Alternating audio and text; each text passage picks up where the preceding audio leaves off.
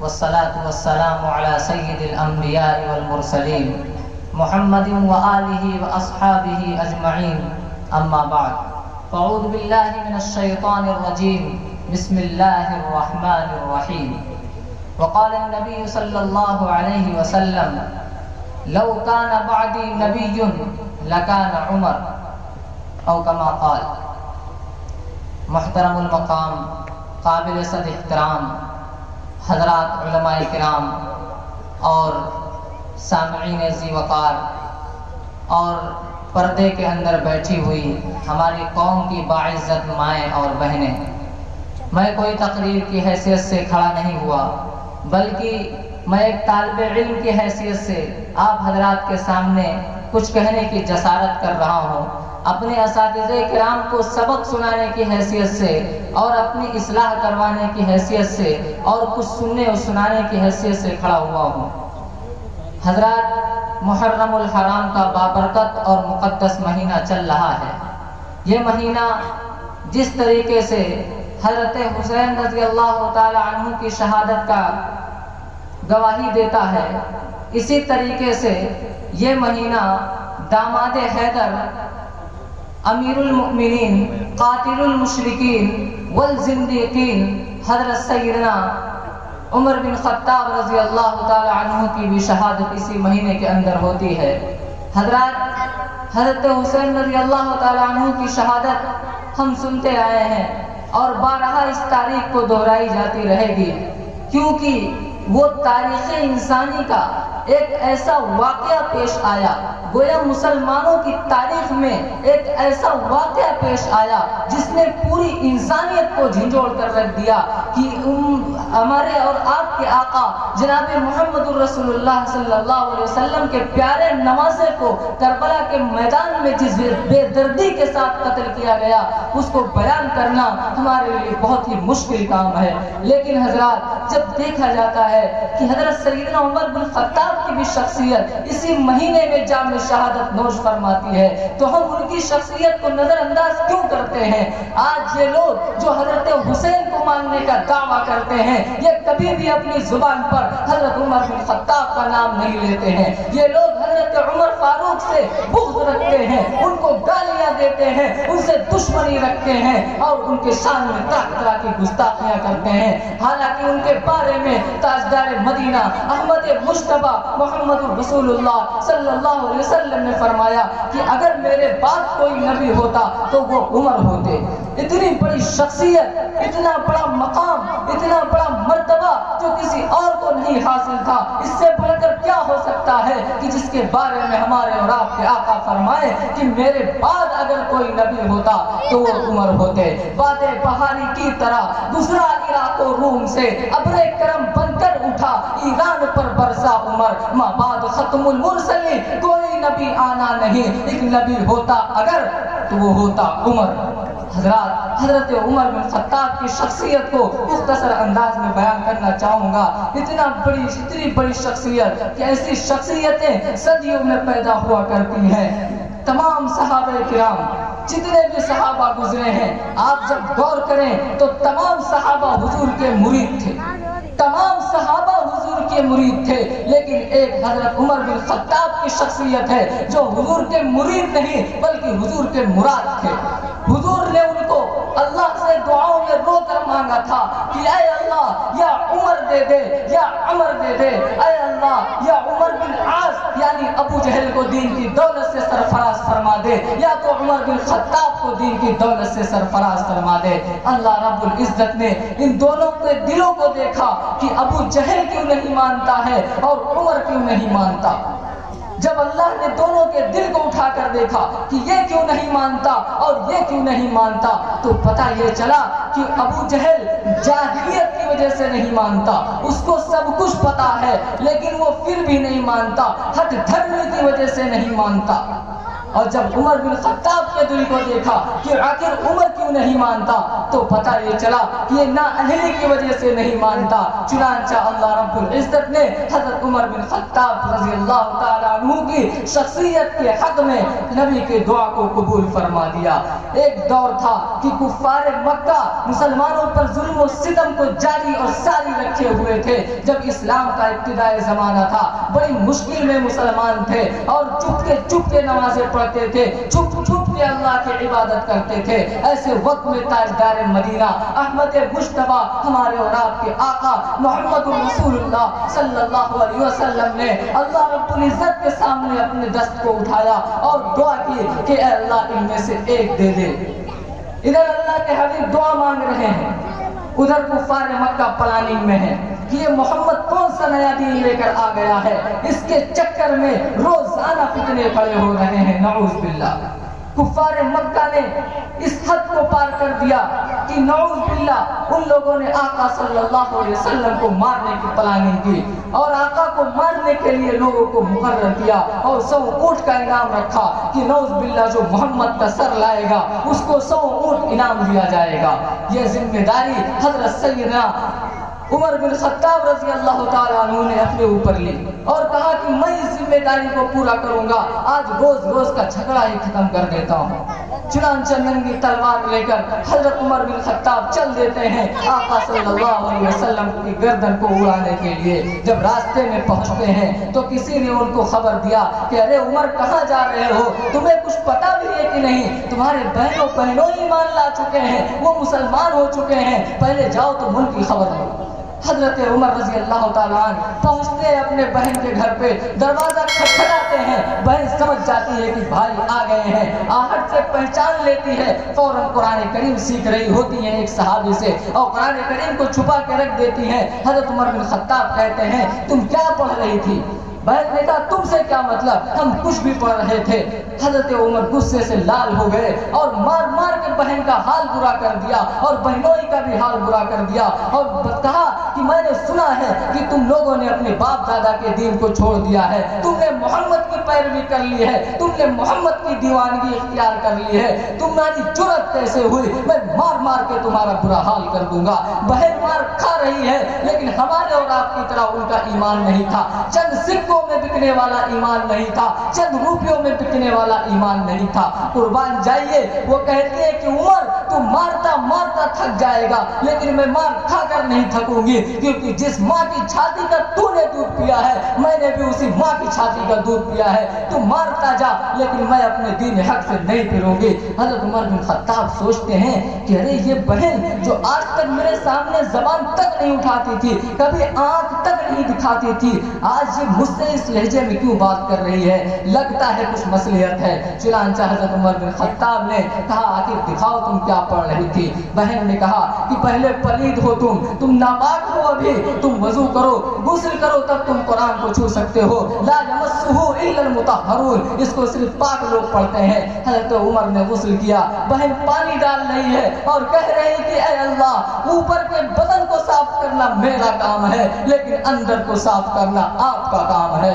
حضرت عمر پڑھنا شروع کرتے ہیں, چند آیتیں پڑھتے ہیں, آنکھوں سے آنسو جاری ہو جاتے ہیں اور اس کے بعد میں وہ کہتے ہیں کہ میں کس گمراہی میں مبتلا تھا, اے فاطمہ بنت خطاب مجھے لے کر چلو کالی کملی والے کے پاس, میں کیا سوچ کر نکلا تھا, میں آج نبی کا قتل کرنے آیا تھا. ادھر اللہ کے حبیب ہاتھ اٹھائے ہوئے ہیں, یا اللہ عمر دے دے. یہ سب کیا کر رہے ہیں, یا اللہ عمر دے دے, یا عمر دے دے. اللہ نے حضرت عمر کے حق میں دعا کو قبول فرمایا. پہنچتے ہیں کالی کملی والے کے پاس اور کہتے ہیں کہ اے اللہ کے حبیب, اللہ کے حبیب آپ ہی اللہ کے حبیب ہیں, میں گواہی دیتا ہوں کہ محمد اللہ کے رسول ہیں, اللہ کے سوا کوئی معبود نہیں. حضرت عمر ایمان سے سرفراز ہو جاتے ہیں.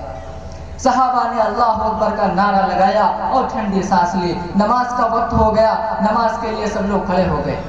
حضرت عمر نے کہا کہ آقا یہ کیا پڑھ رہے ہیں؟ آقا نے کہا کہ عمر نماز پڑھ رہے ہیں. تو حضرت عمر نے کہا کہ آقا ساری دنیا کعبے میں نماز پڑھتی ہے، ساری دنیا کعبے میں عبادت کرتی ہے اور آپ یہاں کی عبادت کرتے ہیں؟ تو اللہ کے حبیب نے کہا کہ اے عمر، تیرے خاندان کے لوگ، تیرے مکے والے مجھے چین سے جینے نہیں دیتے، مجھے خدا کی عبادت نہیں کرنے دیتے ہیں، اس وجہ سے چھپ چھپ کے ہم لوگ نماز پڑھ رہے ہیں۔ حضرت عمر جلانے میں آئے اور کھڑے ہو گئے، بولے اے اللہ کے حبیب، اب میں آپ کو ہرگز یہاں نماز نہیں پڑھنے دوں گا۔ خطاب کا بیٹا ایمان لائے اور اس کا آقا یہاں پہ نماز پڑھے، یہ میری غیرت گوارا نہیں کرتی، چلیے دیکھتے ہیں، اور بیت اللہ میں نماز ادا کرتے ہیں۔ حضرت عمر رضی اللہ تعالیٰ عنہ سبھی صحابہ کو لے کر بیت اللہ میں پہنچتے ہیں اور کہتے ہیں کہ اے عتبہ، اے عتیبہ، اے شیبہ، اے ابو جہل، سن لو کان کھول کر، جس کو اپنے بچوں کو یتیم کروانا ہو اور اپنی بیوی کو بیوہ کروانا ہو، وہ محمد کو روک کر دکھائے یہاں پر نماز پڑھنے سے۔ اللہ اکبر! یہ تھی ان کی شخصیت کہ ایمان لانے کے بعد ان کی ذہن ایک دم سے تبدیل ہو گئے، ان کے ذہن، اور اس طرح سے رسول اللہ سے سمٹ گئے، اس طرح سے چمک گئے کہ وہ حضور کے ہو کر رہ گئے، دین کی اس طرح سے خدمت کی انہوں نے۔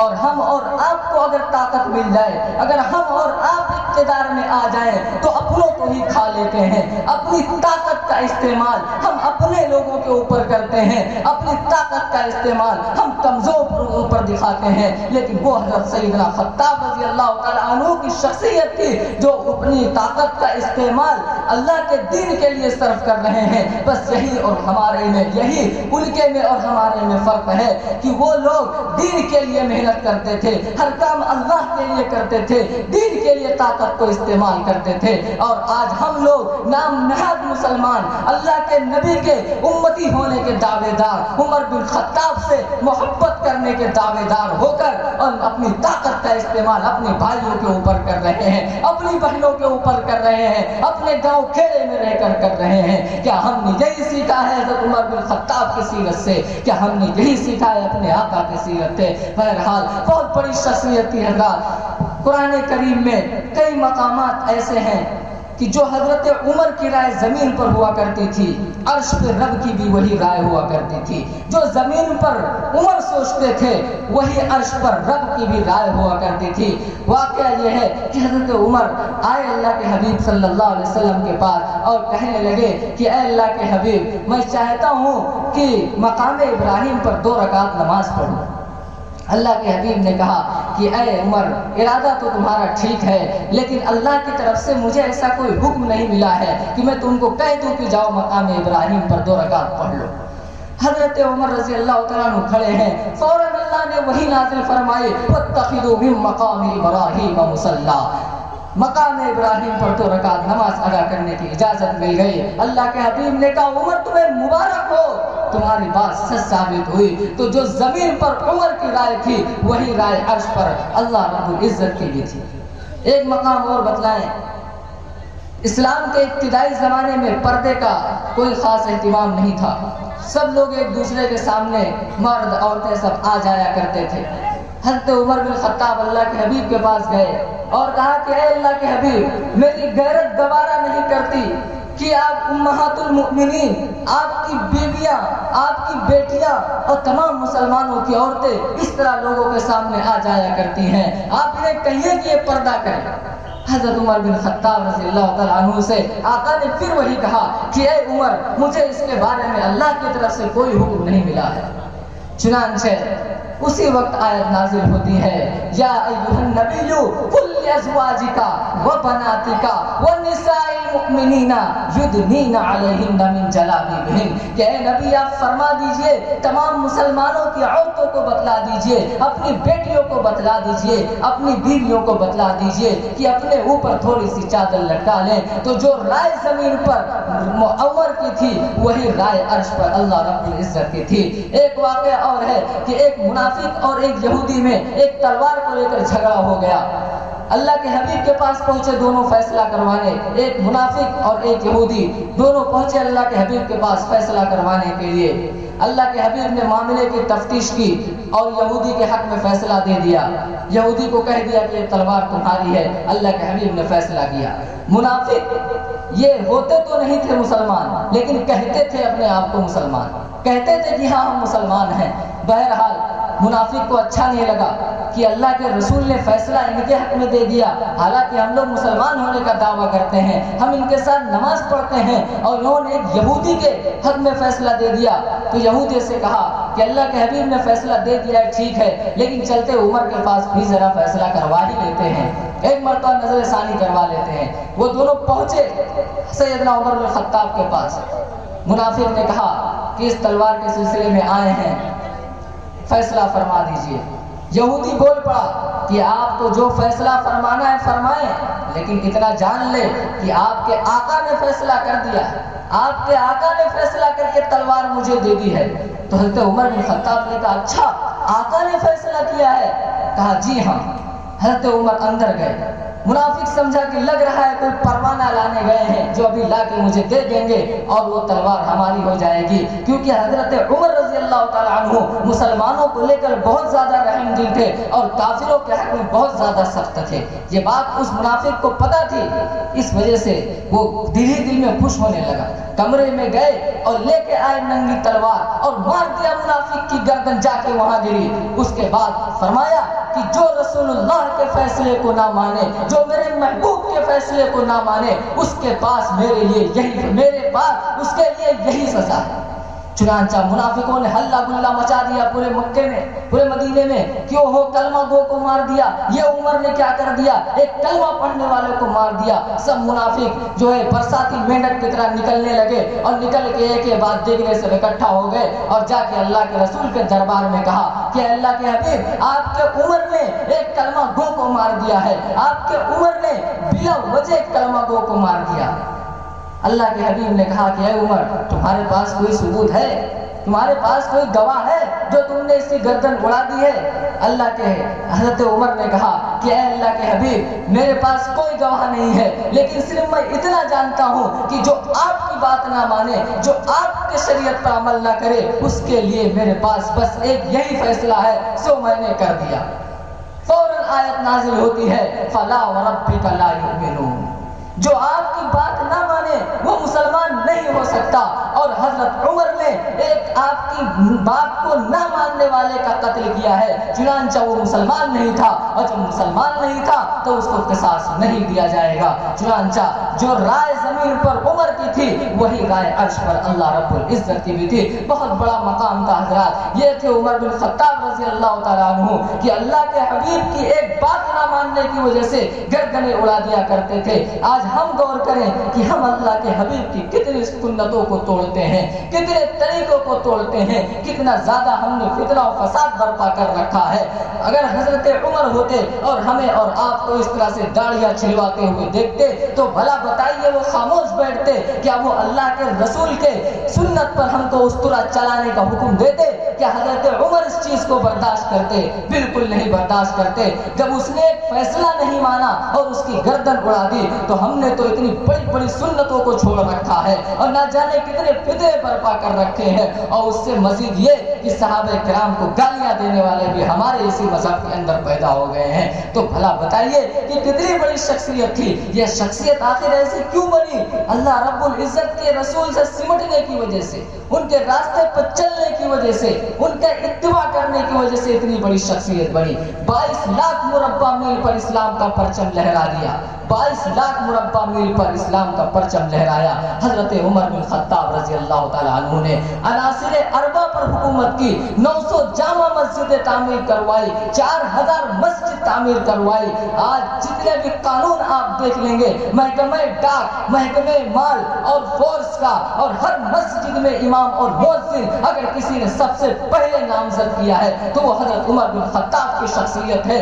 254 یا 55 تقریباً ملک ہیں جو آج اپنے آپ میں تو نہیں کہتے کہ میں عمر کا طریقہ استعمال کر رہا ہوں، لیکن حقیقت میں اگر 4 مہینے کے بعد فورس میں چھٹی ملتی ہے تو وہ حضرت عمر نے ہی وہ رول بنایا تھا کہ 4 مہینے کے بعد چھٹی ملے گی۔ آج جو آپ ڈاک کا نظام دیکھ رہے ہیں یہ حضرت عمر کی دین ہے، جو مسجد میں امام اور مؤذن دیکھ رہے ہیں حضرت عمر نے ہی مقرر کیا تھا، اور سب کی تنخواہیں جتنی ہونی چاہیے تھے، جتنی ان کی ضرورت تھی اس کے مطابق مقرر کیا تھا۔ عناصر اربع پر حکومت کی، زمین پر حکومت کی، پانی پر حکومت کی، آگ پر حکومت کی، ہوا پر حکومت کی، عناصر اربع پر حکومت کی۔ زمین میں زلزلہ آیا، زمین کانپ رہی تھی، پیر مارا، کہا رک جا، رک جئی۔ یہ تھی عمر بن خطاب کی شخصیت۔ آگ لگ گئی ایک جگہ، بتایا گیا اے امیر المؤمنین آگ لگ گئی ہے، کہا یہ لو عمر کا رومال لے جا کے ڈال دو، آگ بجھ گئی۔ جو ہے دریا سوکھ گیا تھا، شکایت کی گئی کہ دریا سوکھ گیا ہے۔ حضرت عمر نے کہا یہ لے جاؤ میری چٹھی اور ڈال دو، دریا نے پانی دے دیا۔ یہ تھی عمر بن خطاب کی شخصیت۔ کوسوں میل کے فاصلے پر جنگ ہو رہا ہے، مشرک و مومن آپس میں لڑ رہے ہیں، حضرت عمر بن خطاب منبر پر خطبہ دے رہے ہیں اور یہاں سے کہا یا سارع الی الجبل، ہوا پیغام لے کر جا رہی ہے۔ وہ صحابی فرماتے ہیں کہ ہم نے حضرت عمر بن خطاب کی آواز کو ایسے سنا جیسے لگ رہا تھا کہ ہمارے سر پر عمر بن خطاب رضی اللہ تعالیٰ عنہ کھڑے ہیں۔ اتنے بڑے محسن، اتنے بڑے غمخوار ہیں، اگر ان کا ہم تذکرہ نہ کریں تو ہم ان کے اوپر ظلم کریں گے۔ یہ ظلم ہوگا کہ یکم محرم الحرام سیدنا فاروق اعظم کی شہادت ہے اور ہم محرم کے مہینے میں دنیا بھر کی بدعتیں و خرافات کریں، لیکن ہم کو اتنی توفیق نہ ہو کہ ہم عمر بن خطاب کا تذکرہ نہ کریں، ان کے باتوں کو نہ سنیں، ان کے سیرت کو نہ سنیں۔ یہ ہمارے اور آپ کے لیے بڑے دکھ کی بات ہے کہ ہم مسلمان ہو کر ان کا تذکرہ نہیں جانتے، ان کی سیرت نہیں جانتے۔ اتنی بڑی شخصیت تھی، اتنا اچھا اخلاق تھا ان کا، خلیفہ ہونے کے باوجود کپڑوں میں پیبند لگے رہتے تھے، چکتی جس کو کہتے ہیں، کپڑوں میں پتہ نہیں کتنے چکتی لگے رہتے تھے، اور وہ 22 لاکھ مربع میل پر حکومت کی، 22 لاکھ مربع میل کا حکمراں تھا، ایک بہت بڑے دیش کا بادشاہ تھے حضرت عمر، لیکن اس کے باوجود اتنا ذاتی سادگی ان کے اندر تھی۔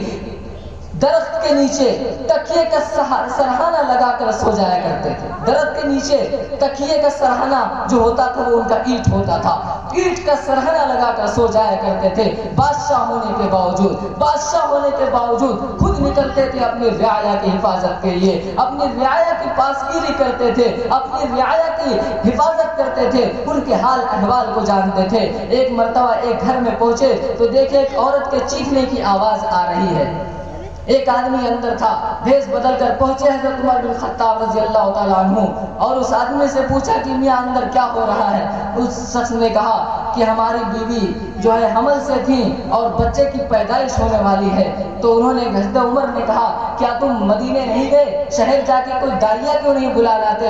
تو اس آدمی نے کہا کہ ہمارے پاس اتنا پیسہ نہیں ہے اور نہ میری اتنی حیثیت ہے کہ میں کوئی داعیہ لے کر آؤں۔ چنانچہ حضرت عمر بن خطاب گھر میں گئے اور حضرت علی رضی اللہ تعالیٰ عنہ کی بیٹی حضرت ام کلثوم ان کی نکاح میں تھی، ان کو بلایا، ان کو بلا لے کر آیا۔ حضرت عمر آئے اور کہا کہ میری بیوی کو اپنی بیوی کی خدمت کا موقع دیں، میری بیوی آپ کی بیوی کی خدمت کرے، اجازت ہو تو کرے۔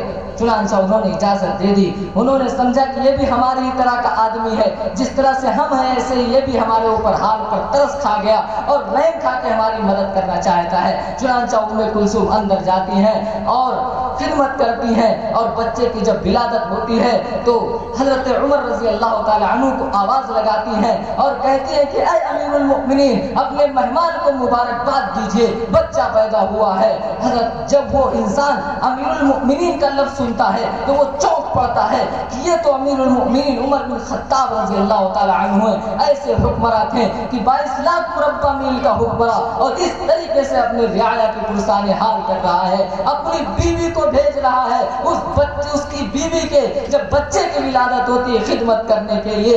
آج اگر ہم غور کریں تو آج ہمارے پاس بھی حکمران موجود ہیں، آج ہمارے گاؤں میں بھی حکمران ہیں، چھوٹے ہو چاہے بڑے ہو، کوئی مسجد کا حکمران ہے، کوئی محلے کا حکمران ہے، کوئی گاؤں کا پردھان ہے، کوئی ایم پی ہے، کوئی ایم ایل اے ہے، لیکن کسی کے اندر ایسی سادگی نہیں پائی جاتی۔ مسلمان ہونے کے باوجود عوام کے پیسے کو ہڑپ لیا کرتے ہیں، مسلمان ہونے کے باوجود اتنے فتنے و فساد ان کے اندر پائے جاتے ہیں۔ لیکن عمر بن خطاب کی سیرت سے اگر ایک چیز نکالنی ہوتی تو آج تمام کے تمام مسلمان خوشحال لیتے، لیکن ہم نے اس پر غور نہیں کیا، بس ہم نے یہ پڑھا کہ بڑے جلیل القدر صحابی تھے، بڑے جلالی تھے، ہر بات میں گردن مار دیا کرتے تھے، بس ہم نے صرف یہ جانا، یہ نہیں جانا کہ عمر کا انصاف کہتا تھا، عمر کیسے انصاف کرتے تھے اور کیسے پرسان حال لیتے تھے اپنی امت کی، اپنی رعایا کی۔ ایک مرتبہ ایک صحابی ہیں حضرت ابو موسیٰ اشعری رضی اللہ تعالیٰ عنہ بیت المال کی صفائی کر رہے تھے، چنانچہ ایک سونے کا چاندی کا اس وقت جو سکہ ہوا کرتا تھا وہ سکہ مٹی میں لدا پڑا تھا، اس کو اٹھایا اور صاف کیا اور حضرت عمر کے گھر کا ایک بچہ تھا اس کو دے دیا کہ معمولی چیزیں پڑی تھی، بچہ ہے لے جا کے کچھ کھا لے گا۔ چنانچہ وہ بچہ جب پہنچتا ہے حضرت عمر کے پاس اور گھر میں تو دیکھتے ہیں کہ اس کے دانتوں میں پیسہ لگا ہوا ہے، پوچھتے ہیں کہ یہ پیسہ تجھے کہاں سے ملا؟ تو وہ بچہ کہنے لگا کہ ابو موسیٰ اشعری نے دیا ہے۔ کہا بلاؤ ابو موسیٰ اشعری رضی اللہ تعالیٰ عنہ کو۔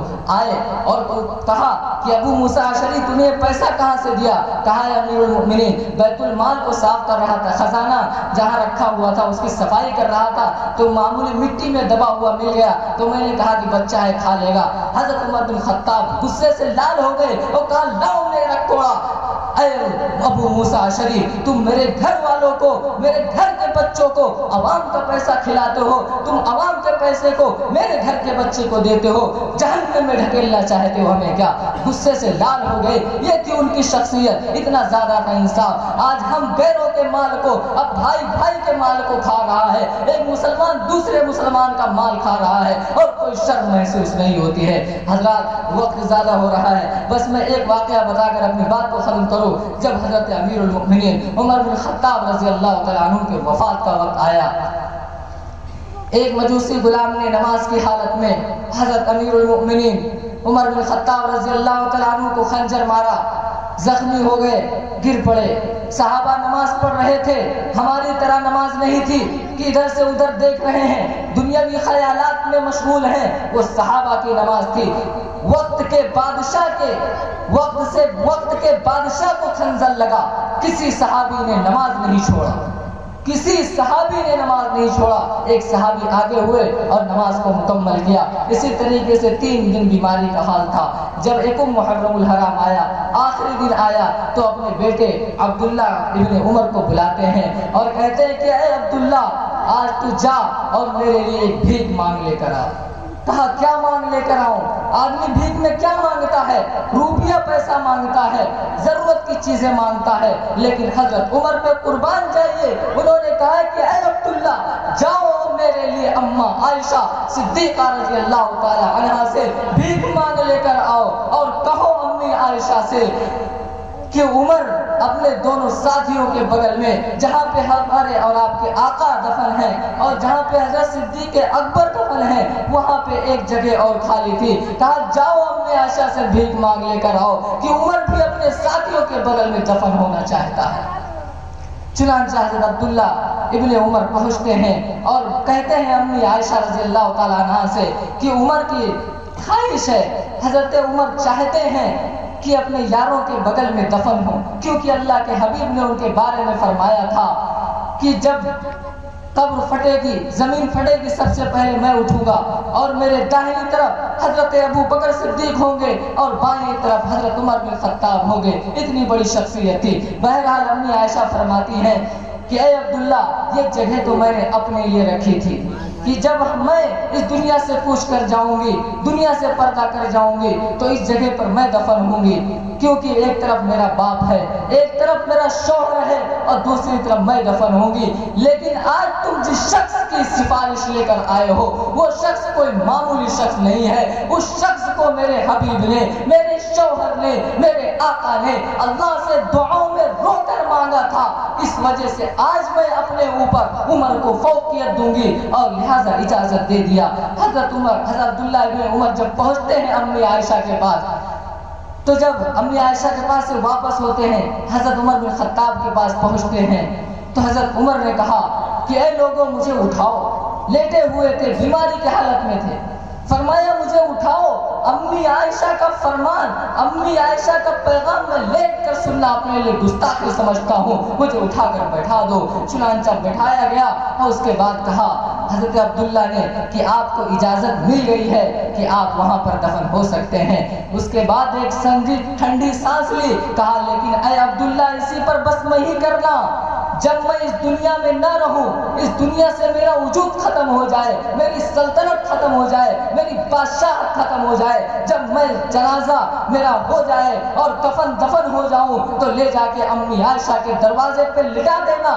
اس وقت کہنا کہ امی عائشہ، حضرت عمر دفن ہونا چاہتے ہیں اپنے یاروں کے قریب میں، اپنے یاروں کے بغل میں، اگر اجازت دے تب دفن کرنا، اگر اس وقت اجازت نہ دے تب لے جا کے جنت البقیع میں دفن کر دینا، کیونکہ اس وقت نہ عمر رہے گا، نہ عمر کا جلال رہے گا، نہ عمر کی حکومت رہے گی، ورنہ آنے والے لوگ کہیں گے کہ حکومت کے دبدبے سے اور اپنے بلبوتے پہ ڈرا دھمکا کے امی عائشہ سے جگہ کو لے لیا ہوگا، لیکن نہیں، حضرت عمر بن خطاب جب انتقال کرتے ہیں اور مدفون و کفن دفن ہو جاتا ہے، اس کے بعد امی عائشہ کے دروازے پر لے جا کے حضرت عمر بن خطاب کو رکھا جاتا ہے، اجازت لیتے ہیں، حضرت امی عائشہ اجازت دیتی ہیں اور اس کے بعد وہاں سے چلی جاتی ہیں، کیونکہ اس وقت دو لوگ وہاں پہ دفن تھے تو ان کا رہنا ٹھیک تھا، کیونکہ ایک ان کے شوہر تھے، ایک ان کے والد باپ تھے، لیکن تیسرا حضرت عمر آ گئے تو اب پردہ تھا،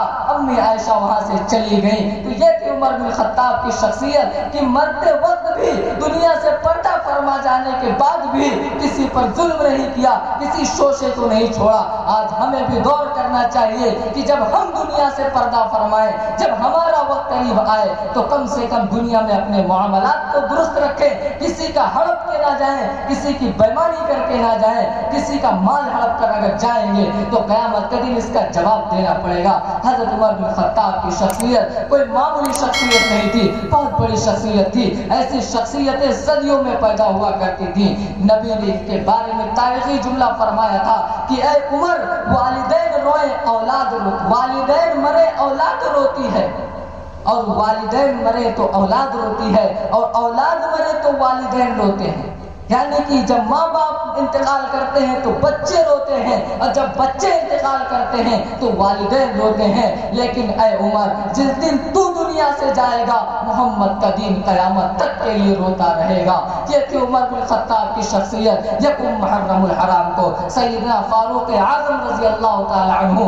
امیر المؤمنین قاتل المشرکین والمنافقین والزندیقین کی شہادت ہوئی۔ اللہ تعالی ہمیں اور آپ کو ان شخصیات کے نقش قدم پر چلنے کی توفیق عطا فرمائے۔ یہ سیرت کا سنانا اور یہ سیرت کا بیان کرنا یہ کسی واقعے کے لیے نہیں ہوتا ہے، بلکہ ہمارے اور آپ کے لیے اس وجہ سے ہوتا ہے تاکہ ہم ان حضرات کی زندگی کو دیکھیں اور اس میں جو نگینہ چھپا ہوا ہے، جو ان کا کردار تھا، جو ان کا عمل تھا، اس طریقے سے اپنی زندگی کو بنائیں، اس طریقے سے اپنی زندگی کو سنواریں اور اسی طریقے پر اپنے آپ کو لے کر چلیں۔ جس طرح عمر کرتے تھے اسی طرح آپ بھی کیجئے۔ عمر نے کبھی بدعت نہیں کی، عمر نے کبھی نبی کی سنت کے خلاف کام نہیں کیا، لیکن آج ہمیں حق کہاں سے مل گیا کہ ہم نبی کی سنت کے خلاف جا رہے ہیں، ہم نبی کے طریقے کے خلاف جا رہے ہیں اور دعویٰ کرتے ہیں کہ ہم نبی سے محبت کرنے والے ہیں۔ ہمارا اور آپ کا یہ دعویٰ جھوٹا ہے اور باطل ہے۔ اگر آپ عمر کے راستے پر چلنا چاہتے ہیں، اگر آپ نبی کے راستے پر چلنا چاہتے ہیں تو اللہ تعالیٰ قرآن میں فرماتے ہیں یا ایھا الذین آمنوا اطیعوا اللہ واطیعوا الرسول، کہ اے ایمان والو اللہ کی اطاعت کرو اور رسول کی اطاعت کرو، وَأُولِي الْأَمْرِ مِنْکُمْ، وَأُولِي الْأَمْرِ مِنْکُمْ میں سب آ گئے، ابو بکر صدیق بھی آ گئے، عمر فاروق بھی آ گئے، عثمان غنی بھی آ گئے، علی مرتضیٰ بھی آ گئے، سب آ گئے، سب کی اتباع کرنی ہے، جو ان کا حکم رہے، جو باتیں یہ بتلائیں اس پر بھی چلنا ہے۔ اللہ کے حبیب کی حدیث ہے کہ میرے بعد اس دنیا میں فتنے بہت ہوں گے، لیکن تم میری سنت پر عمل کرنا اور میرے صحابہ کی سنت پر عمل کرنا۔